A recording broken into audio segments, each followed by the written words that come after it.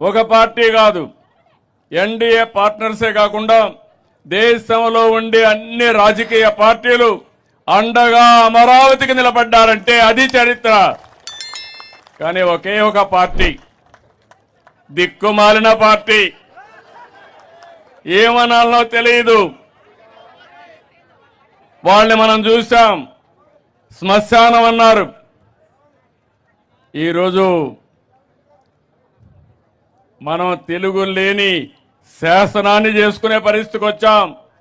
నేను ఎప్పుడూ చెప్పాను, 3 ముక్కలాట చాలా సులభం అనుకున్నారు. ఆ 3 ముక్కలాటతోనే ఏమయ్యారో మీరే చూశారు. అలాంటి జరిగే పరిస్థితి వచ్చింది. ఇలాంటి పవిత్రమైన సందర్భంగా నాకు చాలా భావోద్వేగం ఉంది.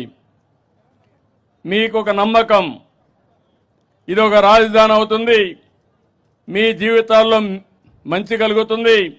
అదే కాకుండా మీరు ఇక్కడ రాజధానికి భూమి ఇచ్చిన వారు శాశ్వతంగా అవుతారనే మంచి పేరు కోసం ఒక నమ్మకంతో నాకు 29,000 మంది రైతులు 33,000 ఎకరాలు స్వచ్ఛందంగా 1% లిటిగేషన్ లేకుండా ఇచ్చారు.